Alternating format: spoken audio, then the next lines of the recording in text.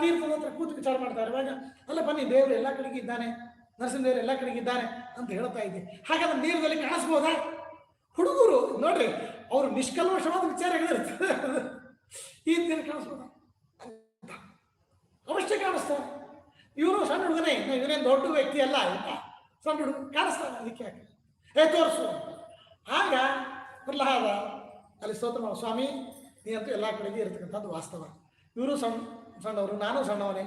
ಆದರೆ ಆ ವಿಶ್ವಾಸ, ನಮ್ಮ ಒಂದು ಬಾಲಕರ ಒಂದು ವಿಶ್ವಾಸವನ್ನು ನೀನು ಸತ್ಯ ಮಾಡಬೇಕು, ಮತ್ತು ನೀನು ಎಲ್ಲ ಕಡೆಗೆ ಇರೋದಂತೂ ವಾಸ್ತವಲ್ಲ, ಅದಕ್ಕಾಗಿ ನನ್ನ ದರ್ಶನ ಮಾಡಿಸ್ಬೇಕು ಅಂತ ಪ್ರಹ್ಲಾದರು ಅಲ್ಲಿ ಪ್ರಾರ್ಥನೆ ಮಾಡಿದಾಗ ಆ ನೀರಿನಲ್ಲಿ ನರಸಿಂಹನಾಗಿ ಪ್ರಕಟನಾಗುತ್ತಾನೆ.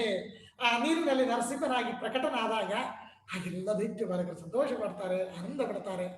ಆಗ ಅನುಗ್ರಹ ಮಾಡ್ತಾರೆ ಅನ್ನೋ ಮಾತನ್ನ ಇದು ಮಾಡ್ತಾರೆ. ಆಗ ಪ್ರಹ್ಲಾದ